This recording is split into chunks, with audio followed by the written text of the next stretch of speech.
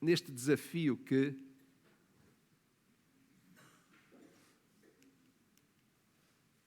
lembram-se qual foi o primeiro grande cartaz que aparece lá nas bancadas? Olhem para Jesus. Eu acho que de tantas vezes que nós já olhamos para este cartaz, nós não podemos esquecer de facto disto. Para mim, como eu expliquei, e cada vez estou mais consciente, aliás, alguém nesta cidade me pregou para pregar esta tarde, e sabem o que é que eu vou pregar? Hebreus 12. Eu estou tão entusiasmado com Hebreus 12 que eu vou pregar numa outra igreja Hebreus 12. Não irei falar tudo o que já falei até agora, senão eles não saem de lá hoje, não é? Mas não é isso. Sabem, quantas vezes ao longo da nossa vida nós devíamos de ser capazes de olhar e ver um cartaz bem grande e vistoso que diz estas mesmas palavras?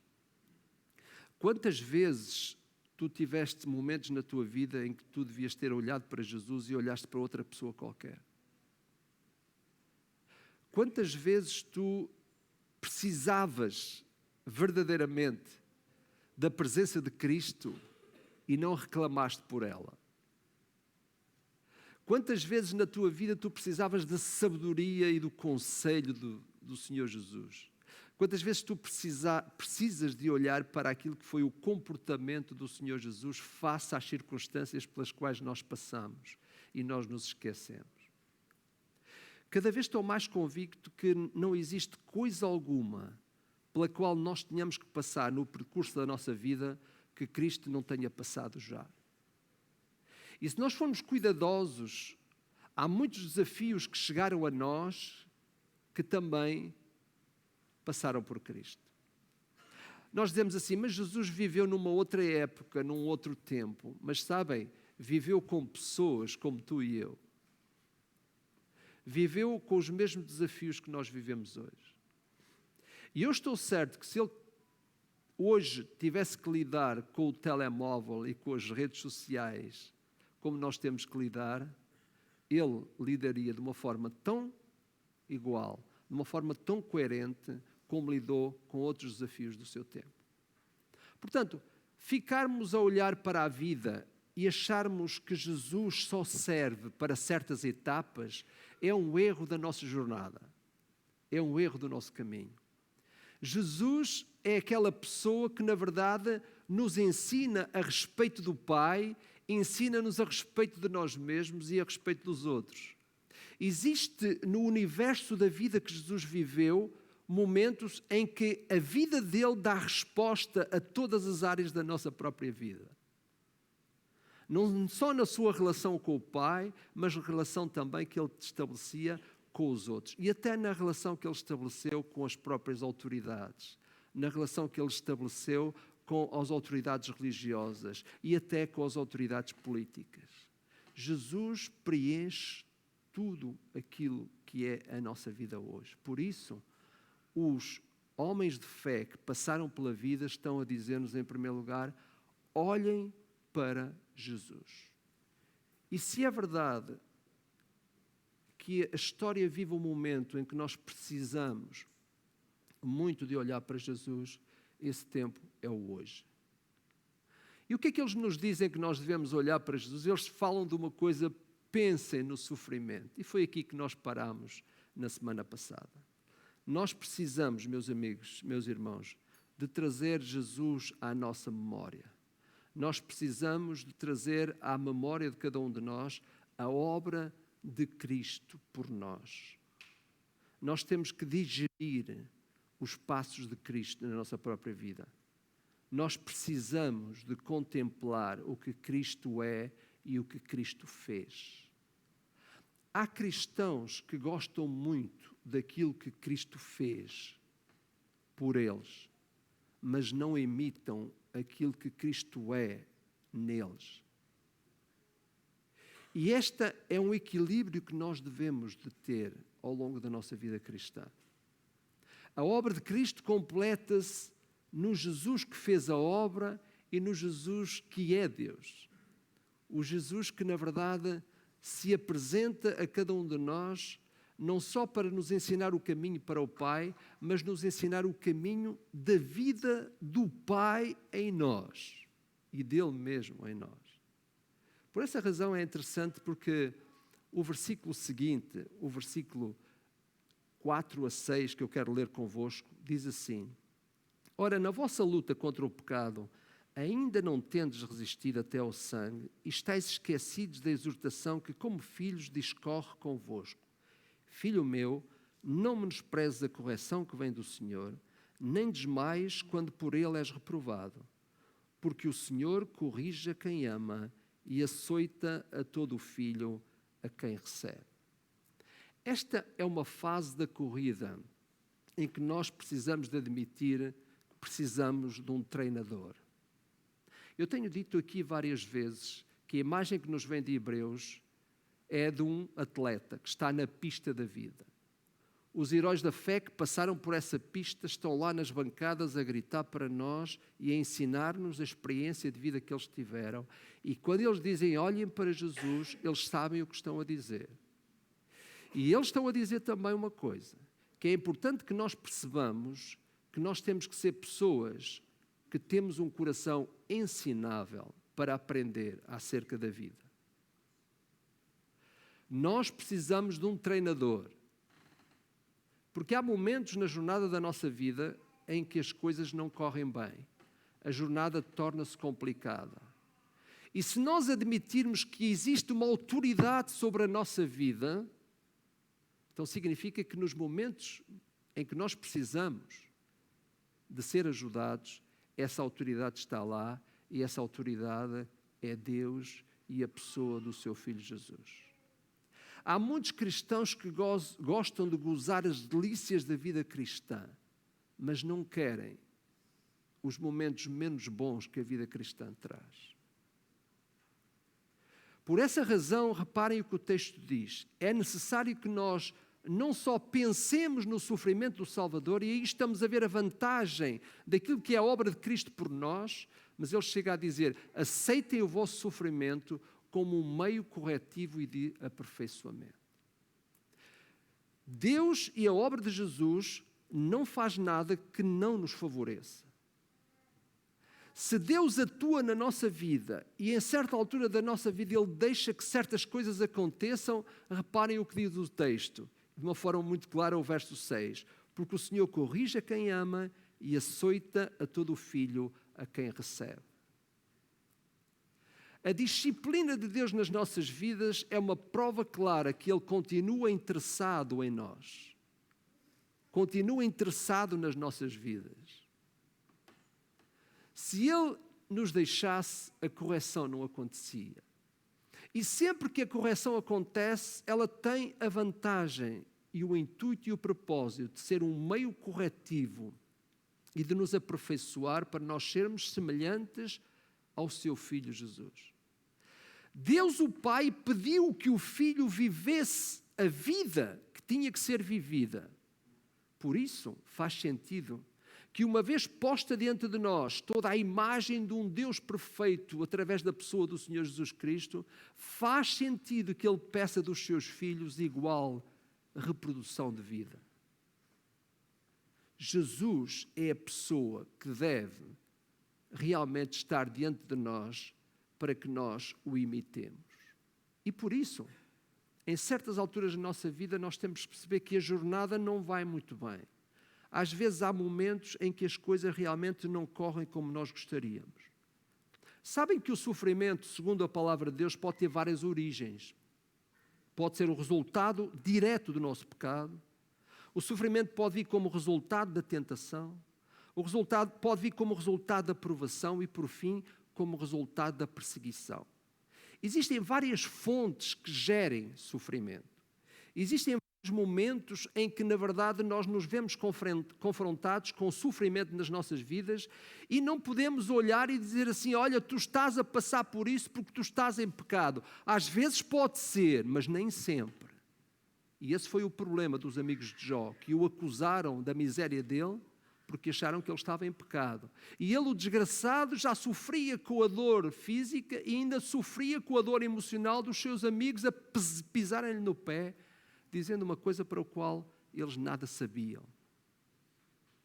Nem todo o sofrimento que chega à nossa vida é resultado direto do nosso próprio pecado.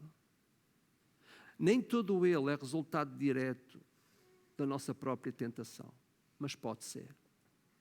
Nem todo ele, e pode ser também, o resultado da provação que Deus traz à nossa própria vida. Ou então, e isto é uma coisa que nós, por enquanto, não temos gozado ainda, é que pode ser também o resultado da perseguição. E sabem uma coisa? A verdade é que há 3 grandes verdades que as Escrituras nos ensina: tentação, provação e perseguição. A tentação é o que nós recebemos como resultado direto dos nossos caminhos. O que fazemos, por onde andamos, com quem andamos. O que preferimos, o que escolhemos. A provação é a ação de Deus na nossa própria vida para trazer dificuldades à nossa vida, para nos tornar melhores, para nos aguçar, para nos melhorar. E a perseguição, ela vem como resultado da afirmação da nossa própria fé diante dos outros. Por isso o Senhor Jesus disse: alegrem-se e exultem nas bem-aventuranças, no final das bem-aventuranças, não é? Se nós tivermos que passar por perseguição. Nenhum cristão se deve honrar por estar a passar situações de sofrimento por causa da sua tentação. Mas devemos honrar-nos se nós estivermos a passar por provação ou com sofrimento como resultado da nossa provação. E é aí que entra. Deus diz que não desprezes a correção que vem do Senhor. E eu não me importo que o meu sofrimento seja somente resultado da provação que Deus traz à minha vida. Porque quando isso acontece, é sinal de que Deus quer preparar-me, aguçar-me, preparar-me melhor para as fases da vida. Eu lembro-me quando era novo, era bem novo neste caso, não é? Quando andava agora já não se chama primeiro ciclo. Alguém sabe como é que se chama? Não, naquela altura, não, hoje é que se chama primeiro ciclo, naquela altura é a primária, escola primária. Eu gosto mais desse termo do primeiro ciclo. O que é isso? O primeiro ciclo já iniciou antes de nós entrarmos na escola, não foi? O primeiro ciclo da vida é logo quando nós nascemos, mas pronto, não discutamos isso agora. Então, escola primária. E eu lembro-me que quando eu queria sair do meu lugar, sabem o que é que eu fazia? Partia a ponta do lápis. Partia a ponta do lápis. Sabem porquê? Porque era a oportunidade de nós sairmos do lugar onde estávamos, íamos ao sítio onde estava o lixo a gozar. Bem, não ensinem esses truques aos vossos filhos, está bem? Abel, tu não ouviste nada, pois não, Abel? Pronto, ainda bem. Então, sabem uma coisa interessante, não é? Eu acho que é esse o propósito de Deus. Às vezes Ele deixa que a ponta do nosso lápis se quebre para nos aguçar. Aliás, há textos muito bonitos no Velho Testamento. Deuteronômio capítulo 8 é um texto muito interessante. Se quiserem depois ler em casa, leiam. Onde o Senhor está a dizer que deixou que o povo de Israel passasse pelas dificuldades, sabem para quê? Para te provar que o homem não vive só. O que é que ele diz? Toda a gente canta este cântico. Há um cântico que nós cantamos com muita facilidade, mas depois nos esquecemos. Que não é só do pão, não é? Que o homem vive, mas vive essencialmente da palavra que sai da boca de Deus. E diz lá, para que tu te humilhasses. A palavra humilhar não tem o sentido que nós lhe damos. A palavra humilhação significa nas Escrituras conduzir à honra. Ao contrário daquilo que nós pensamos. A humilhação é vantagem. A humilhação tem a vantagem de nos colocar no lugar que Deus deseja e não no lugar que os homens querem. Sempre que o Senhor nos humilha, Ele está a querer exaltar-nos. E o sentido lá é este, para te aguçar, para que tu soubesses o que fazer. O texto é muito bonito. Sabem, Deus continua interessado nas nossas vidas quando Ele permite que às nossas vidas venham dificuldades que são resultado não do nosso pecado e da nossa tentação, não das nossas más escolhas e dos nossos maus caminhos, mas da provação. Deus tem o propósito de aguçar-nos e preparar-nos melhor para nós sermos parecidos com a pessoa do Senhor Jesus e estarmos preparados. E se Ele hoje traz a provação à nossa vida, significa que Ele está interessado em que tu consigas preparar-te para momentos mais à frente que provavelmente terão uma dor maior. E dores todos nós temos na vida. Momentos em que a jornada está pesada, todos nós temos. Mas sabem qual é a virtude disso? É que se o Senhor, de facto, estiver a ser focado e se nós estivermos prontos para aceitar o sofrimento como um meio corretivo e de aperfeiçoamento, o Senhor vai melhorar o nosso caminho e a nossa verdade. É por isso que eu acho que quando alguém faz uma má decisão na sua vida, a pessoa não tem que achar que é o fim de tudo.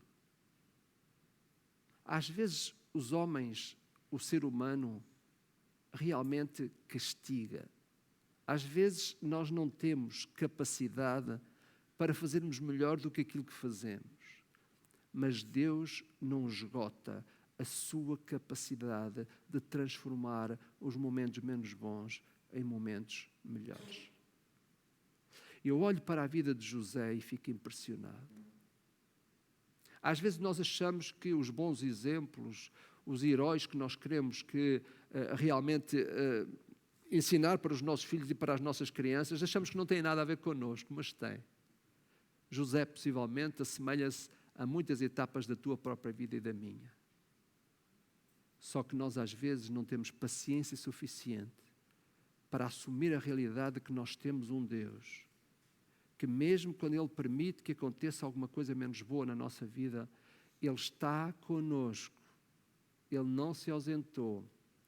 Ele está a querer que o momento menos bom, aquilo que parece mal, seja transformado em bom. E é isso que aconteceu na vida de o próprio José. Sabem, José podia ter sido um delinquente, como a sociedade hoje diz. E hoje nós atribuímos, não é? Realmente muitos dos erros que nós vemos na juventude, hoje a psicologia moderna atribui tudo à fase da infância. E depois quer ir lá atrás e vai culpar os pais. E depois os pais vão atrás e culpam os seus pais. E depois os pais destes vão atrás na história e vamos descobrir que se aquela criança hoje está a ter este comportamento, é porque lá estás na história, ele recebeu qualquer coisa que fez com que ele fosse assim hoje. E andamos nisto. Sabem porquê? Porque realmente a sociedade de hoje não tem uma esperança num Deus que transforma, um Deus que muda as coisas. E se isso é verdade que nós não podemos desresponsabilizar aquilo que é a necessidade de cada um de nós, de voltar ao caminho de Deus, para que Deus corrija o que já foi estragado. Às vezes, nós não queremos assumir a responsabilidade dos nossos erros no caminho da vida. E por isso é mais fácil nós culpabilizarmos alguém que está perto de nós. Alguém que faz parte de nós. Deus tem uma outra perspectiva, porque Ele diz assim: aceita esse sofrimento como um meio corretivo e de aperfeiçoamento. Se não, basta olharmos para a vida de Jesus. O que é que aconteceu? O justo viveu a vida do injusto. Ele foi à cruz e levou a culpa pelos nossos próprios pecados. Era preciso que Cristo levasse sobre si para que tu e eu fôssemos aperfeiçoados. Este é o modo de Deus estar. Nós temos que estar com esta atitude quando as dificuldades do nosso percurso cristão surgem. Nós precisamos de aceitar isso como um meio corretivo e de aperfeiçoamento. Porquê? Porque temos um Deus que que na verdade nos dá a graça de transformar em bem aquilo que na verdade é menos bom. Deixem-me só citar aqui alguns versículos. Quando falamos das tentações, o salmista diz: para mim foi bom ter sido castigado para que aprendesse os teus decretos. Olhem a opinião que o salmista chega. Para mim foi bom ter sido castigado para aprender os teus decretos. Quando falamos das provações, Tiago capítulo 1, verso 2 diz assim: meus amigos, meus irmãos, considerem motivo de grande alegria o facto de passarem por diversas provações, pois vocês sabem que a prova da vossa fé produz perseverança. Quando falamos dos problemas como resultado da perseguição, diz o texto em 1 de Pedro: mas alegrem-se à medida que participam dos sofrimentos de Cristo, para que também, quando na sua glória for revelada, vocês exultem com grande alegria. Se vocês são insultados por causa do nome de Cristo, felizes são vocês, pois o Espírito da glória e o Espírito de Deus repousa sobre vós. Se algum de vocês sofre, que não seja como assassino, ladrão, criminoso ou como quem se intromete nos negócios alheios.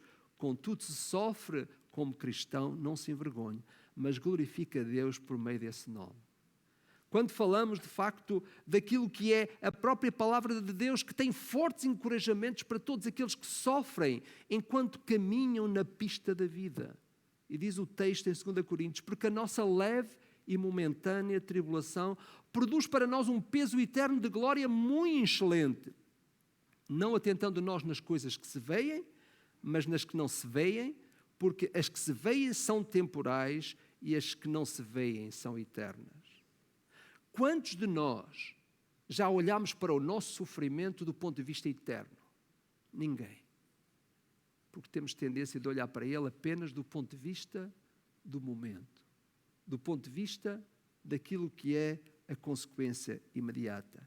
É Paulo que em Romanos diz: porque para mim tenho por certo que as aflições deste tempo presente não são para comparar com a glória que em nós há de ser revelada. Se nós quisermos, efetivamente, uma vida calma e tranquila, nós não podemos estar no caminho cristão. Porque o caminho cristão tem as suas dificuldades. Jesus advertiu para isso. Mas a verdade é que nós temos connosco aquele que nos habilita. Paulo chegou a essa conclusão quando ele disse: posso todas as coisas naquele que me fortalece. E naquele que me fortalece, eu posso todas as coisas. Este é dos poucos versículos que dá para andar para trás e fica igual. Não é? Posso todas as coisas naquele que me fortalece, e naquele que me fortalece eu posso todas as coisas. E é esta a verdade da vida cristã. Deixem-me trazer o exemplo de Moisés. Eu gosto muito deste exemplo. Moisés estava preso no deserto. Aliás, a vida dele é muito simples. 40, 40, 40. Não é? Ao fim de 40 anos, ele vai para o deserto. Passa 40 anos no deserto e depois vem mais 40 anos para guiar o povo de Israel. Não é? Não sei se vocês gostavam assim de uma simetria tão grande na vossa vida. Não? Eu acho que não seria muito bonito. Mas pronto, enfim, temos aqui um caso. Ele passou 40 anos no deserto, depois de ter passado 40 anos no palácio. Isto é interessante, já pensaram sobre isso? Às vezes alguns querem ao contrário. Não é? Chegou a altura em que Deus compassivamente chamou Moisés para uma grande missão, que era retirar o seu povo do Egito. Para isso, é curioso, Deus usou uma coisa vulgar na vida de Moisés para lhe mostrar a sua necessidade. Já repararam o que é que Deus usou na vida de Moisés para mostrar a necessidade que Moisés tinha? Uma coisa muito simples. Um arbusto. Curiosamente, ao longo de 40 anos, Moisés tinha visto muitos arbustos. Aliás, eles até serviam para serem usados como fogo para aquecer os pastores lá no campo. Não é? Mas aquele arbusto não se consumia e falava. Um arbusto estranho. Não é? Era algo comum na vida de Moisés, mas aquele arbusto foi usado como um meio corretivo e de aperfeiçoamento para Moisés. Ele achou estranho um arbusto que normalmente se consumia em poucos minutos, aquele não se consumiu.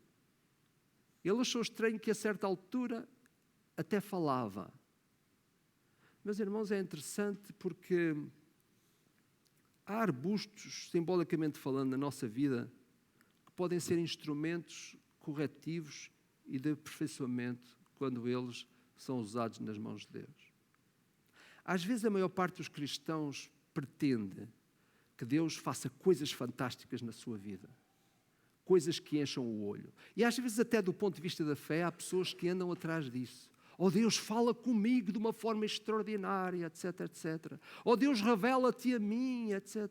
Andamos com isto e ouvimos isto de uma forma enfática. Mas sabem uma coisa? Às vezes eu creio que Deus fala através daquilo que já é comum na tua vida, como aconteceu com o próprio Moisés. Às vezes nós andamos atrás de coisas extraordinárias, quando às vezes é aquilo que está lá que Deus quer utilizar. Tão simples quanto um arbusto na vida de Moisés. Há arbustos na nossa vida que são coisas tão comuns em nós, que é isso que Deus quer usar como um meio corretivo e realmente de aperfeiçoamento. É ao lidar com as coisas comuns da nossa vida que nós nos habilitamos para estar na jornada na vida. É com as coisas comuns que nós também falhamos. É nas coisas comuns que nós tropeçamos. É nas coisas comuns que nós pecamos. É nas coisas comuns da nossa vida que nós nos espalhamos na pista da vida. E é exatamente através das coisas comuns, como os arbustos que existem na tua e na minha vida, que Deus quer usar como um meio corretivo e de aperfeiçoamento. Talvez essa coisa comum nunca mais se consome.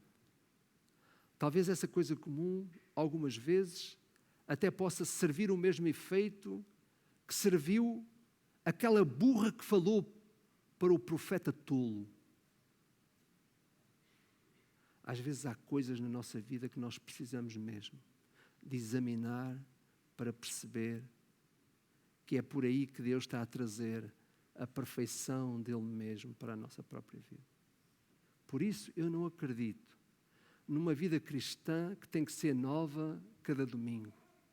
Eu não acredito naquela busca que o cristão faz de que precisa que as coisas corram bem lá na igreja e que o sermão seja uma bênção e que a música seja expoente. Porque eu preciso disso para viver os próximos dias na minha vida. Eu não acredito nisso. Eu acredito que é nos arbustos da minha própria vida, naquilo que é comum, que eu vou encontrar Deus falar, Deus a ensinar. É na busca que nós fazemos dele que nós nos preparamos para fazer a caminhada com ele. É naquilo que é comum, que existe em mim, que eu posso vencer os obstáculos da jornada. Não é naquilo que os outros trazem para a minha própria vida. Não é na experiência cristã do outro que eu me firmo. Não é na boa palavra do outro. Eu não posso viver uma jornada assim se não estou constantemente a parar. Eu preciso de perceber que é o Deus que está presente através das coisas que fazem parte de mim mesmo. É aí que eu aprendo, é aí que eu me alimento, é através dessas coisas que eu aprendo. Às vezes elas tornam-se sobrenaturais para mim. E tantas vezes isso tem acontecido. Tantas vezes, honestamente, eu tenho olhado para circunstâncias da minha própria vida em que eu digo a mim mesmo, Theo, é isso mesmo. É isso que é comum. É através disso que tu aprendes. É através disso que tu precisas de ser aperfeiçoado. Sim, mas eu preciso de aceitar o sofrimento como um meio corretivo e de aperfeiçoamento. De facto, não é preciso desejarmos que aconteça na nossa mente aquela aparente miséria de Jó para querermos fugir do sofrimento. Ninguém quer um sofrimento como o de Jó. Mas também nós não precisamos de evitar todos os momentos menos bons na nossa vida para acharmos que eles não são parte integrante da nossa caminhada. Eles são. Eu já sei que quando ouço estas vozes é sinal de terminar. E não adianta insistir. Quanto mais pedagógicos formos na forma de lidar com a correção e o sofrimento, mais afinados ficamos para os precipícios que a nossa caminhada nos reserva. Terceiro grande desafio para terminar. Suportem a disciplina com paciência. Vejam o verso 7. É para a disciplina que perseverais, Deus vos trata como filhos, pois que filho há que o pai não corrige? Mas se estáis sem correção de que todos têm tornado participantes, logo sois bastardos e não filhos. Além disso, tínhamos os nossos pais, segundo a carne, que nos corrigiam e nos respeitávamos. Não havemos de estar em muito maior submissão ao Pai Celestial e então viveremos? Pois se eles nos corrigiam por pouco tempo, segundo melhor lhes parecia, Deus, porém, nos disciplina para aproveitamento, a fim de sermos participantes da sua santidade. Toda a disciplina com efeito no momento não parece ser motivo de alegria, mas de tristeza. Ao depois, entretanto, produz fruto pacífico aos que o têm sido por ela exercitados, fruto de justiça. Nós precisamos de suportar a disciplina com paciência. Nós hoje somos pessoas que estamos numa sociedade fast de qualquer coisa. Tem que ser tudo rápido. Ninguém gosta de esperar, ninguém gosta de filas. Não é? É engraçado porque às vezes nós não gostamos de filas em certos sítios, mas depois temos que gramá-las noutros, não é? Não é? E é assim a vida. Não é? Ninguém gosta. Queremos tudo rápido, tudo feito. Até nem nos apercebemos que de repente queremos viver uma vida cristã, também ela rápida. Queremos vir à igreja, onde às vezes o pouco tempo que passamos parece muito, não é? E queremos ir rápido, porquê? Porque temos uma vida rápida. Às vezes nem a comunhão com os outros nos apetece, porque temos outros afazeres, etc, etc. Porquê é que eu estou a dizer isto? Porque é assim que nós estamos, é assim que nós somos. E sabem uma coisa? Também às vezes não gostamos de aprender. Eu comecei por dizer que nós temos que ter um coração ensinável. O Churchill dizia uma palavra muito interessante. Ele dizia assim: eu gosto de aprender, não gosto é que me ensinem. É interessante porque às vezes nós não queremos suportar a vida com paciência e muito menos com disciplina. Sabem, a vida cristã e a jornada cristã, se ela não for vivida com disciplina, ela torna-se cada vez mais difícil. E é interessante, porque os autores sabem disto. Eles estão a dizer, olha, para tu caminhares na pista da vida, tu não precisas só de um treinador. Tu precisas de obedecer à disciplina que o treinador te impõe. E há muitos cristãos hoje que não querem viver debaixo da disciplina de Cristo. Há muitos cristãos hoje que não querem estar na etapa da vida percorrendo as etapas todas. Às vezes até alguns cristãos que querem estar na pista sozinhos. Porque os outros são um tropeço para eles. Havia de ser bom Jesus criar uma pista só para nós, não é? Mas há alguns. Há alguns que olham para os outros e veem os outros como tropeço. Nós precisamos de disciplina e a disciplina impõe que nós vivamos com os outros. Se nós pudéssemos regular, e eu vou terminar já, se pudéssemos regular, vocês nem imaginam aonde é que o sermão chegava hoje. Eu nem vos digo, que é para vocês não ficarem assustados, mas eu vou terminar. Eu sou um daqueles pregadores que não chega ao púlpito e digo assim, eu tenho que pregar aquilo que eu preparei, desgraça minha. Quando eu começo a olhar para as vossas caras, eu sei, olha, chegou, já não dá mais. Portanto, é melhor ser honesto, já não dá mais. Eu vou terminar já. É importante, e digo isto, meus irmãos, todo o cristão que não estiver preparado e desejoso de viver a vida cristã com disciplina, agrava sobre si cada vez mais a dificuldade da jornada. A paciência nós encontramos em Cristo. Hebreus está a dizer-nos isso. Nós precisamos de viver a vida cristã realmente com disciplina e de forma paciente. A disciplina tem a função de melhorar-nos, de aguçar-nos, de tornar-nos participantes legítimos, inscritos na corrida da vida, sabem por quem? Por Cristo. Não fui eu que me inscrevi na pista da vida, foi Cristo que me inscreveu. E até me deu um nome para eu correr com esse nome. E ensinou-me os passos que eu devia de dar. Se eu atrapalho tudo, o problema é meu, não é de Cristo.